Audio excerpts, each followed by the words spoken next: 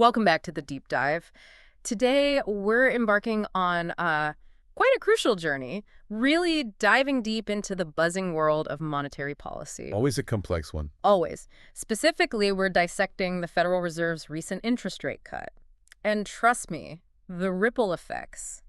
But while they're already echoing through the markets, sparking some pretty fervent analyst predictions, and really shaping everyone's outlook.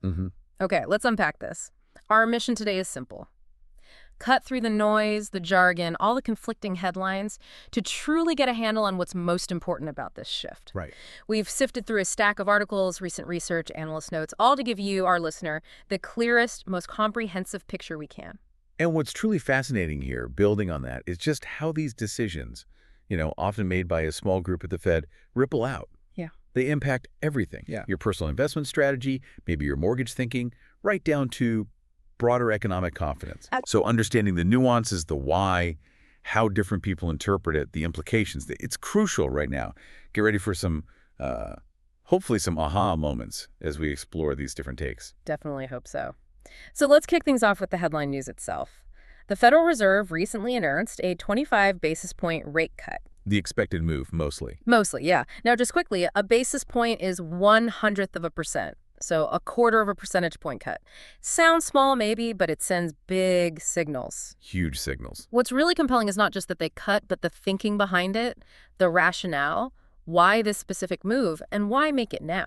Well, the dominant view among analysts, the one gaining the most traction, is that this was mainly a cautious risk management kind of cut. Risk management. Okay. Like preemptive. Exactly. Think of it like adjusting the sails before the storm really hits, not waiting for the waves to crash over the deck. The Fed seems to be trying to anticipate potential weakness. In the labor market specifically. That seems to be the focus, yeah. They're likely responding to signs the labor market might be softening, maybe hiring slowing down, wage growth cooling off slightly. They want to get ahead of that. Makes sense. But, and this is the crucial part, the real balancing act. They're doing this without giving up on inflation concerns. Right, because inflation is still above their target. Still sticky, still above that 2%. So they're walking this very fine line. The Fed itself has been pretty clear, stressing that the decision was data-dependent. Meaning this isn't necessarily the start of some big pre-planned easing cycle where they just keep cutting. They're signaling flexibility, acting meeting by meeting. Okay. Which is why analysts are warning investors, don't overread this single cut. Powell stressed they're nimble. They can change course if the data changes. That meeting by meeting bit is key then? Caution, reluctance to commit long term. Almost like they're waiting to see the next card played. But here's where it gets really interesting. For me, this wasn't unanimous, was it? There was a dissenting vote inside the committee. That's right. A significant detail. What does that internal split tell us? Does it reveal different philosophies within the Fed? And why does that dissent matter for our understanding? It matters a lot. It shows cracks in what can sometimes seem like a unified front. The dissenter was the new Fed governor, Stephen Miron. Okay. And interestingly, he didn't want no cut. He actually wanted a bigger cut, 50 basis points, 0.5%. Wow, double the cut. Exactly. And that signals something profound. There are definitely members on the committee who think more aggressive easing is needed now. Maybe they see a bigger risk of a downturn or feel the economy needs more support sooner. So a real split on the best way forward. Proactive stimulus versus cautious steps. That's the tension. And it really underscores just how complex managing this economy is. Even the experts don't always agree. This internal debate, you can actually see it visualized in the dot plot. Ah, yes, the SFP, the Summary of Economic Projections. Right. Think of it as a chart where each dot is an official's forecast for future rates. And when you look at it, you see this wide dispersion of views. The dots are scattered. Meaning they don't all agree on the future path. Not at all. Some expect 2 more cuts this year, some only 1. A few are even more cautious, maybe suggesting no more cuts for a while. That spread tells you a lot about the internal disagreement. That really paints a picture, doesn't it? A committee wrestling with different potential futures. So, given this internal division, what does this all mean for what comes next? How are the external analysts reading this? Are they divided too? It's definitely a mix out there, but you do have some prominent voices lining up in the more cuts are coming camp.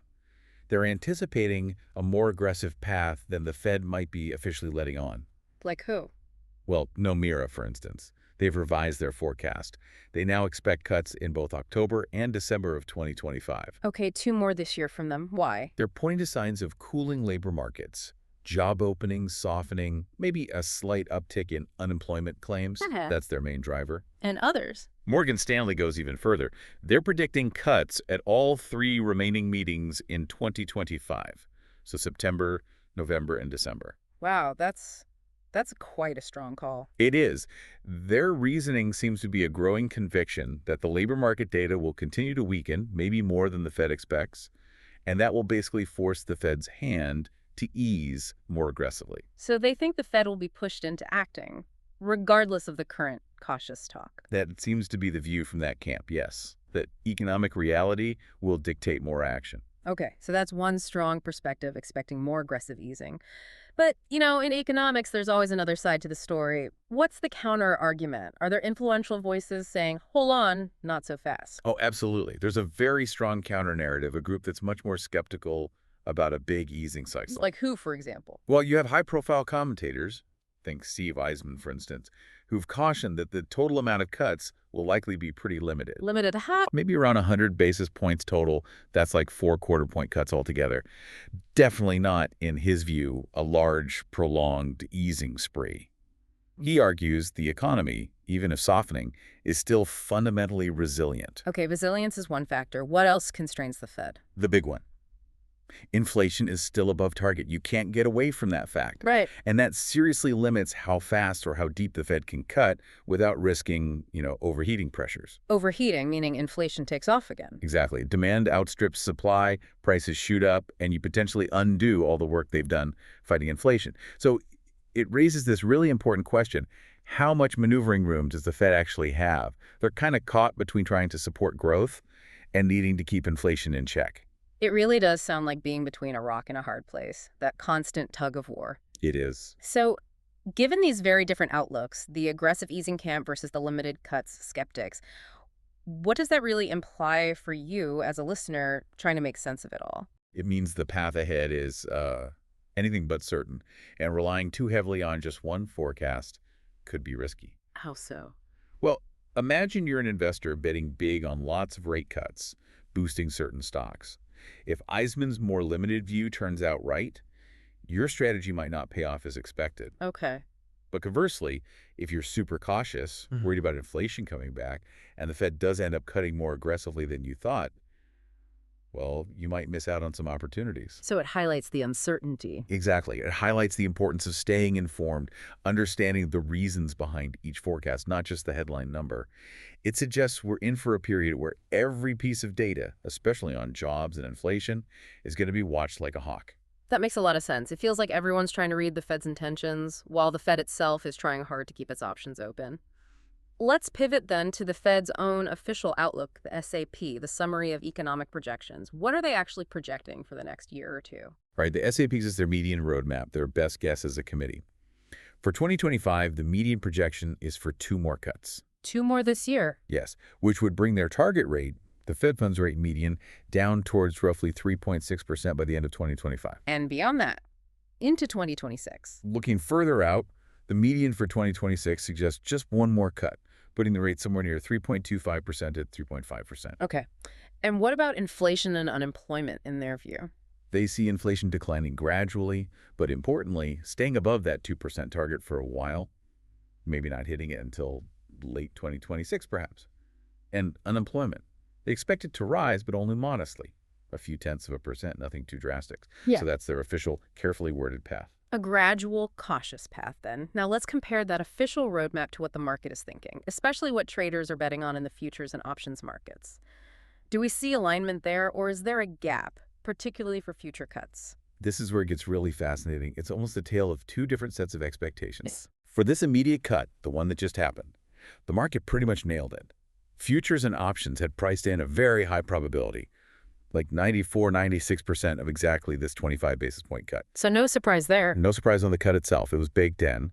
But the real intrigue and where you see the divergence is looking ahead at the future path of cuts. Ah, okay. How so? Well, while the Fed's median XAB points to 2 more cuts in 2025, some analysts, as we just discussed. Like Nomura and Morgan Stanley. Exactly. They're now expecting 3 quarter-point cuts in 2025.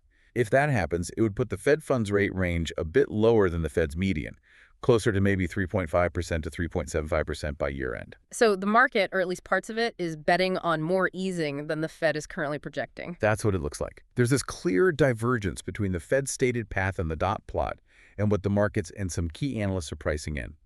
It suggests different interpretations of how the upcoming data, especially on jobs and inflation, will actually play out and how it will ultimately force or allow the Fed to act. It seems the market often tries to guess what the Fed will have to do, not just what it says it will do. That's a great way to put it. They're betting on the reaction function, not just the forecast. That divergence is really telling. Okay, so pulling all these threads together, what does this all mean for your understanding, for the listener trying to navigate the economy and the markets right now? What are the key takeaways? Well, the first takeaway is, yes, the initial cut was expected. But the really interesting part looking back is maybe a subtle but important shift in the Fed's tone. How so? They seem more willing to respond if the labor market data continues to weaken. There feels like a slight shift from earlier stances that were almost purely focused on inflation. A bit more balanced, perhaps. Perhaps. That said, inflation. It remains the big anchor, like a strong current pulling them back. If inflation were to spike again, even a little, They'd hit the brakes. very likely. They'd probably pause any cutting, maybe even have to reverse course. So the most likely outcome, based on everything we've looked at, seems to be a gradual easing path. Not a sharp pivot, not an aggressive rush. More like a controlled descent. Exactly. A careful, measured landing, hopefully, rather than an emergency drop. Okay, that makes sense. But with any big policy shift like this, there are always risks, right? What are the biggest dangers or potential pitfalls highlighted in the sources? What should we be watching out for? Absolutely. There are always risks. The sources point to two main ones, kind of opposite sides of the coin. Okay, what's first? First, the risk that the Fed overshoots.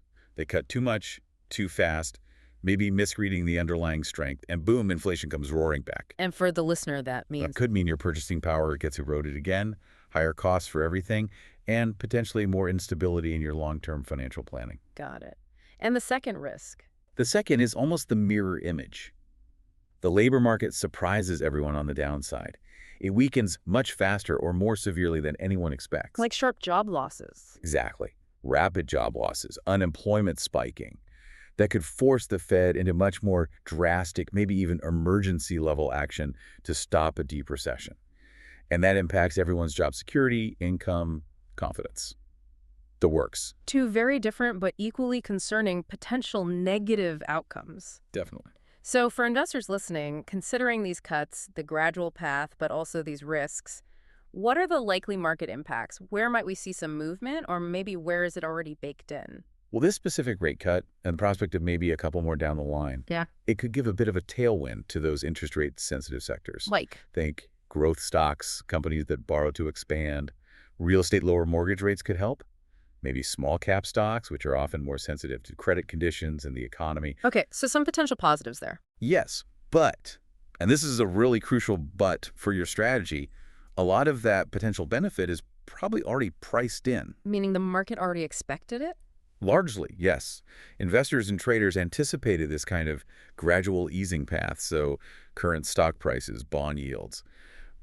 They likely already reflect much of this expectation. It might support current levels, but don't necessarily expect a sudden, massive rally just from this. So it reinforces the current situation more than drastically changing it overnight. That's a good way to think about it. If you connect it all back, it's this incredibly careful dance the Fed is doing, managing recession risk, managing inflation risk, reacting to data, and the market is constantly trying to guess their next step in that dance. And that wraps up our deep dive into the Fed's latest move. It's certainly a complex picture. Cautious easing, that shift in tone, the internal disagreements, and these differing market bets all layered on top. It's really dynamic, isn't it? It absolutely is. And maybe this leaves you, the listener, with an important question to mull over as you watch things unfold in the coming months. No. How closely will the Fed's actual actions going forward really stick to their own cautious projections? Or will they find themselves swayed more by market pressure, what traders are betting on? Or perhaps more crucially, by some unforeseen sharp turn in those key data points employment numbers, inflation reports. So will their plan hold, or will reality force a change? Exactly. Keep a very close eye on those specific data releases yourself, because ultimately, they'll likely be the real drivers of policy, maybe even more so than the Fed's current stated intentions. That's an excellent challenge and point of focus for all of us. And with that, thank you so much for joining us on this deep dive. Keep exploring, keep questioning, Thanks for having me. and we'll catch you next time.